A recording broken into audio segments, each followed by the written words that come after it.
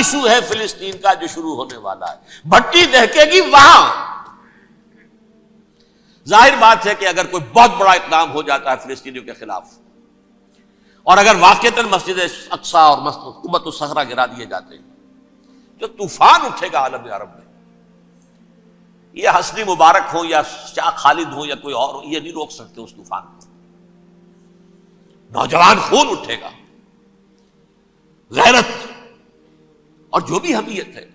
مسلمان ان پڑھ سے ان پڑھ اور بالکل بے دین، وہ بھی مسجد کی حرمت پر کٹ مرنے کو تیار ہو جاتا ہے۔ مسجد تو بنا دی شب بھر میں ایمان کی حرارت والوں نے، من اپنا پرانا پاپی ہے، برسوں میں نماز ہی بننا سکا۔ وہ چاہے کانپور کی مسجد تھی، مسلمانوں نے جانے دی ہے، چاہے وہ شہید گنج کی مسجد تھی، مسلمانوں نے جانے دی ہے، چاہے نماز نہ پڑھتے ہو، لیکن یہ جو حرمت اور یہ جو حمیت اور یہ غیرت ہے، اس سے جو طوفان اٹھے گا یہ ہوگا اس ملحمۃ العظما، اس کی طرف پیش رفت ہو رہی۔ کتاب الملاحم سے احادیث کے حوالے سے کہ جن جنگوں کا حوالہ دیا حضور نے، پیشن گوئی کی ہے، اس کا نقطہ آغاز تھا خلیج کی جنگ۔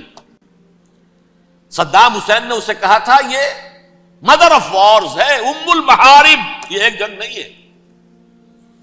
اس کا نقشہ بھی حدیث میں موجود ہے، پیشن گوئی موجود تھی، اس وقت بھی ہم نے شائع کی تھی۔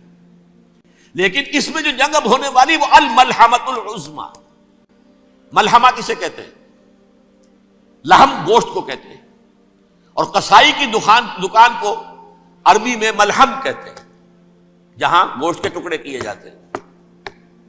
آج کل مشینوں سے ہوتے ہیں، اب جو ہے وہ ہاتھ سے چھریوں سے نہیں ہوتے، لیکن ٹکڑے ہو رہے ہوتے ہیں، جسموں کے چیتھڑے اڑ رہے ہوتے ہیں۔ ملحمہ، یہی لفظ استعمال کیا تھا حضرت سعد ابن عبادہ نے رضی اللہ تعالی عنہ یوم فتح مکہ۔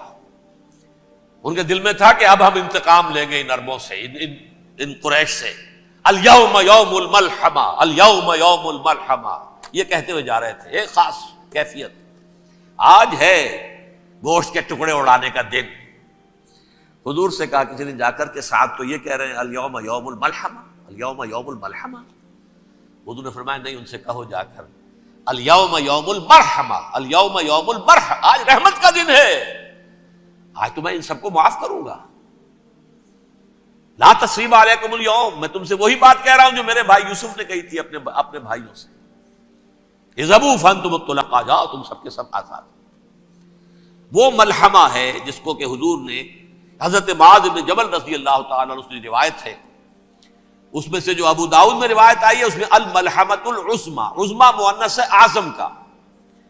آپ کہتے ہیں جنگ عظیم اول، جنگ عظیم دوم، عظیم کا باپ ہو گیا اعظم، سب سے بڑا، اور اس کا مؤنث ہے سب سے بڑی، عظما۔ الملحمۃ العظما، سب سے بڑی لڑائی۔ میرے نزدیک یہ وار کے معنی میں نہیں ہے، بیٹل کے معنی میں۔ انگریزی میں یہ دو لفظ علیحدہ ہیں، وار، بیٹل۔ وار سالوں کو محیط ہوتی ہے، بیٹل کسی ایک خاص جگہ پر جو لڑائی ہوتی ہے اس کو کہتے ہیں۔ حضور کے اور قریش کے درمیان 6 سالہ وار تھی، جنگ تھی، لیکن battles, battle of Uhud, battle of Badr, یہ بیٹلز تھی، لڑائیاں تھیں۔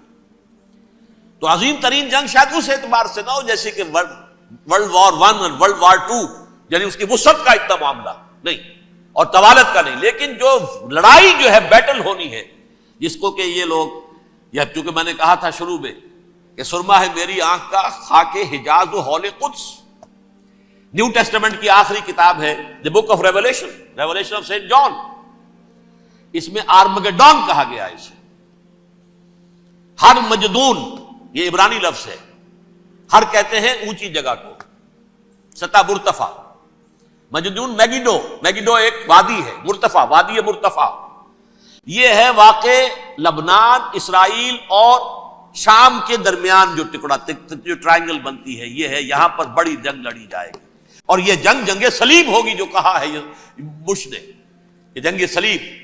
سیکنڈ ملینیم شروع ہوئی تھی تو پہلی صلیبی جنگ ہوئی تھی، تھرڈ ملینیم شروع ہوا ہے، یہ سیکنڈ صلیبی جنگ ہے، یہ کروسیڈ ہے۔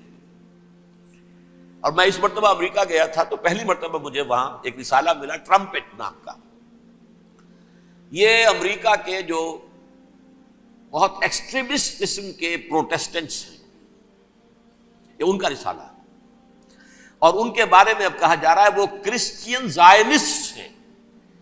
آپ شاید پہلی مرتبہ یہ لفظ سن رہے ہو. زائنسٹ تو ہم سمجھتے ہیں یہودیوں کو. کرسچین زائنسٹ وہ ہیں جو ہیں تو عیسائی پروٹیسٹنٹس ہیں، لیکن اسرائیل کے وہ حمایتی یہودیوں سے بڑھ کر ہیں. یہ میری کسی پہلی تقریر میں شاید بہت سے حضرات کو یاد آ جائے، میں نے کہا تھا 4 سال پہلے ہمارا تنظیم اسلامی کا ایک کنونشن ہوا تھا ہوسٹن میں، امریکہ کا جنوبی علاقے کا شہر ہے. ایک سیشن اس میں ہم نے رکھا تھا انٹرفیتھ. ایک عیسائی کو بلایا تھا، ایک یہودی بہت بڑا وہاں کا عالم ہے اس کو بلایا تھا. اس یہودی عالم نے ڈاکٹر وشوگراٹ، جو وہاں کی یونیورسٹی میں پروفیسر ایمیریٹس ہے، اس نے کہا تھا کہ یہ اسرائیل کو تو سپورٹ کر رہے ہیں عیسائی، ہم تو نہیں کر رہے. جو پریکٹسنگ یہودی ہیں وہ زیادہ اسرائیل کے حق میں نہیں تھے. یہ تو سن 67 کے بعد انہوں نے اسرائیل کو تسلیم کیا ہے. وہ تو منتظر تھے کہ ہمارا مسیحا آئے گا تو اس کی قیادت میں جنگ کریں گے، جیسے شیعہ منتظر تھے کہ مہدی موعود آئیں گے تو پھر ہم کچھ کریں گے. وہ امام خمینی نے کہا بھائی جب وہ آئیں گے آ جائیں گے، لیکن ہم کچھ راستہ کے لیے. زائنسٹ نے آگے بڑھ کر ریاست قائم کر لی، اور جب یروشلم پر بھی پورا قبضہ کر لیا تب جو ہے در حقیقت مذہبی یہودی جو ہے پھر انہوں نے اپنایا ہے، اون کیا ہے. اور نئے سیٹلمنٹس جو بھی بنے ہیں وہاں پر اسرائیل میں، اس میں اکثر و بیشتر مذہبی یہودی آیا. اور بروکلن کے علاقے سے سب سے بڑھ کر آئے ہیں، جو امریکہ میں نیو یارک کا ایک جنوبی علاقہ ہے، بہت بڑا یہودیوں کا بہت بڑا گڑھ ہے. نیو یارک کو جیو یارک بھی کہا جاتا ہے، وہ تو اصل میں مرکز جو ہے وہ تو یہودیوں کا ہے. اس حوالے سے وہاں پر جو کرسچن زائنسٹ کہلاتے ہیں وہ اسرائیل کے یہودیوں سے بھی بڑھ کر کہیں سپورٹر ہیں. بہرحال اس دوسری صلیبی جنگ کا معاملہ جو میں کہہ رہا تھا، ٹرمپٹ نامی رسالہ، اس کا ایک مضمون ہے دی لاسٹ کروسیڈ. اب یہ آخری کروسیڈ ہے جو شروع ہونے والا ہے.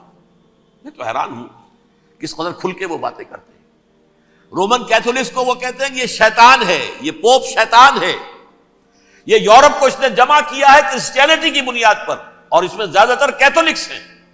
آپ کو معلوم ہے برطانیہ بڑی مشکل سے شامل ہوا ان کے ساتھ، اس لیے کہ وہ پروٹیسٹنٹ کا سردار تھا، ابھی پوری طرح نہیں ہے.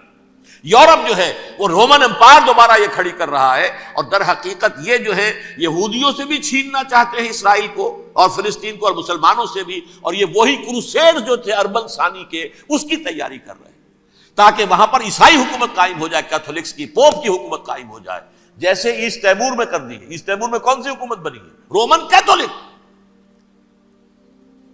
رومن کیتھولک اسرائیل میں بنے تاکہ یہ سارے مقامات مقدسہ جہاں اسرائیل پیدا ہوئے، بیت حضرت مسیح پیدا ہوا، بیت الحم کہاں ہے؟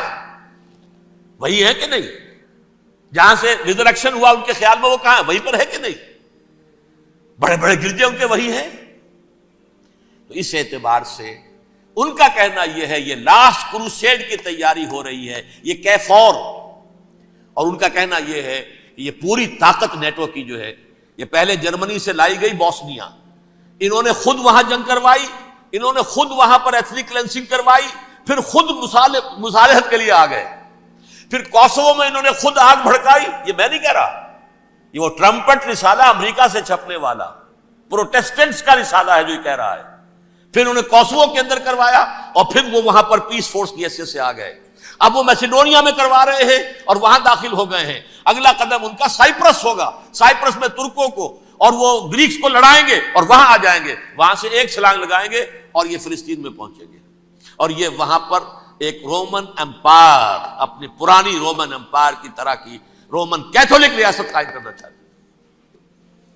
تو وہاں امریکہ کے عیسائیوں میں بھی کوئی ایک طبقہ نہیں ہے.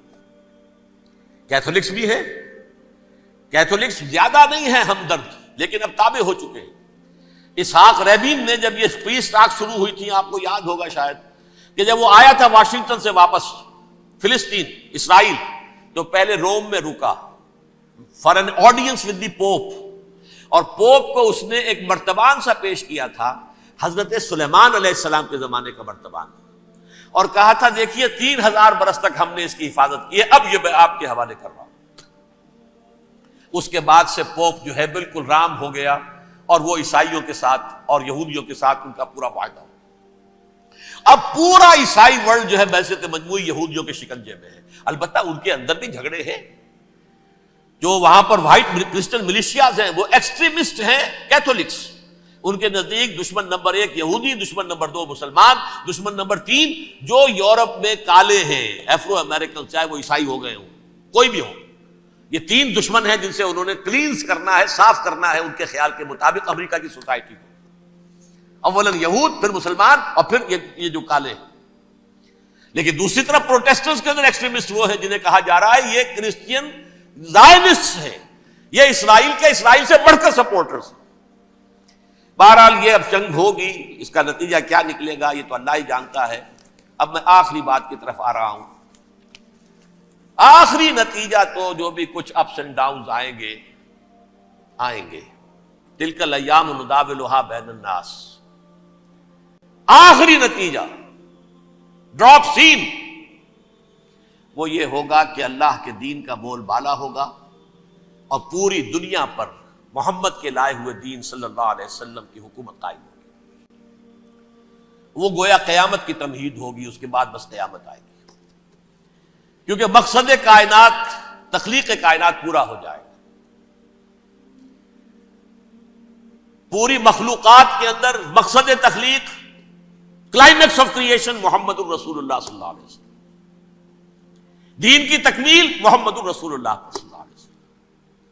اور اس خلافت عرضی کے لیے جو حضرت آدم کو خلافت دی گئی تھی، جب اس میں وہ خلافت پوری دنیا پر قائم ہو جائے گی اس کا مقصد پورا ہو جائے گا. And that will be the beginning of the end. اس کے بعد قیامت ہے. آخری نتیجہ تو یہ نکلنا ہے. اس سے پہلے سزائیں ہمیں بھی مل رہی ہیں. اور یہاں میں کانٹے کی بات جو چھوڑ گیا تھا اس کو بیان کر دوں. اللہ نے اس مغضوب علیہم قوم کو، اس ملعون قوم کو کیوں اب تک چھوٹ دیے رکھی؟ میں بتا چکا ہوں یہ بڑے عذاب کے مستحق ہو چکے تھے حضرت عیسیٰ علیہ السلام کے زمانے میں. چھوٹ دی ہے، ابھی تک ہے، بلکہ ایک مرتبہ ابھارا ہے. 1900 برس کے بعد ابھرے ہیں یہ. بالفور ڈیکلریشن 1917، سن 70 عیسوی کے بعد، تقریباً 1900 برس، 1850 برس تو ہے کم سے کم. پھر creation of Israel 1948، 1967 extension of Israel, Jerusalem پر قبضہ. یہ سارا جو ہے کیوں ہے؟ اللہ تعالیٰ اس خیر امت محمد صلی اللہ علیہ وسلم، اس کے بہترین حصے کو سزا ان ملعونوں کے ہاتھوں دے رہا ہے. کیوں؟ جو جرم انہوں نے کیا تھا وہی ہم نے کیا. انہوں نے اللہ کی کتاب کو پیٹھ کے پیچھے پھینکا. نبذ فریق من الذین اوتوا الکتاب کتاب اللہ وراء ظہورہم. ہم نے اپنی پیٹھوں کے پیچھے پھینکا کہ نہیں؟ کولونیل رول سے آزاد ہوئے، کہیں اسلامی قانون نافذ کیا، کہیں اسلامی نظام قائم کیا. تو جو جرم ان کا تھا وہی ہمارا ہے. اور ہم خیر امت ہیں، اور ہمارے میں سے خیر ترین عرب ہے. ان پر اللہ کا فضل، ان کی مادری زبان میں اللہ کی کتاب موجود ہے. پھر انہوں نے اللہ کے دین کو پیٹھ دکھائی. جو ملک آزاد ہوا کولونیل رول سے، یا اس نے قبلہ کر لیا اپنا ماسکو کی طرف یا کر لیا واشنگٹن کی طرف. کسی نے مکے کو قبلہ بنایا. یہ بدترین سزا ہے. ویل للعرب من شر قد اقترب. اور ترمذی شریف میں تو یہاں تک روایت ہے، من اقتراب الساعۃ ہلاک العرب. قیامت کے قرب کی ایک نشانی یہ بھی ہوگی کہ عرب ہلاک ہو جائیں گے. ایک حدیث میں الفاظ آتے ہیں کہ حضور نے جب کہا یہ ہوگا یہ ہوگا یہ ہوگا، یہ بربادی آئے گی، تو کسی زوجہ محترمہ نام میں بھول رہا ہوں، انہوں نے پوچھا کہ عرب اس دن کہاں ہوں گے؟ فرمایا العرب یومئذ قلیل، بہت کم. آخری خاتمہ ہونا ہے یہود کا حضرت مسیح علیہ السلام کے ہاتھوں. وہ عذاب جو 2000 برس تک ان سے ٹلا رہا وہ آئے گا، اور ان کے رسول ہی کے ہاتھوں آئے گا. لیکن اس سے پہلے مسلمانوں پر یہ عذاب آ رہا ہے. ہولوکاسٹ کے درجے کا عذاب آ رہا ہے۔ البتہ ہم پاکستانی اس میں یوں سمجھ لیجئے کہ وہ تو خبریں موجود ہیں احادیث میں، وہاں تو جو ہونا ہے، اتنے انسان مریں گے کہ ایک پرندہ جو ہے اڑتا چلا جائے گا، وہ نہیں چاہے گا کہ نیچے اترے تو کسی لاش پر اترے، اسے جگہ نہیں ملے گی زمین خالی کر کہیں اتر سکے، تھک ہار کر گرے گا، مرے گا تو بھی لاش کے اوپر گرے گا۔ یہ الفاظ ہے حضور صلی اللہ علیہ وسلم، الملحمۃ العظمی الملحمۃ الکبریٰ۔ یہ لاسٹ کروسیڈ ٹرمپٹ اخبار نے، میں اس کا فوٹو اسٹیٹ بھی کبھی آپ کو دکھا دوں، ویسے میرے ساتھ ہے وہ رسالہ ٹرمپٹ، دی لاسٹ کروسیڈ، اس کی تیاری ہو رہی ہے۔ وہ الملحمۃ العظمی اور ملحمۃ الکبریٰ جو ہے وہ آنے والی ہے۔ ابن ماجہ میں کبریٰ کہا ہے، اکبر کا مؤنث کبریٰ، ملحمہ کبریٰ سب سے بڑی جنگ، اور ملحمہ عظمی سب سے عظیم جنگ، یہ ہوگی اور بہت جلد ہوگی۔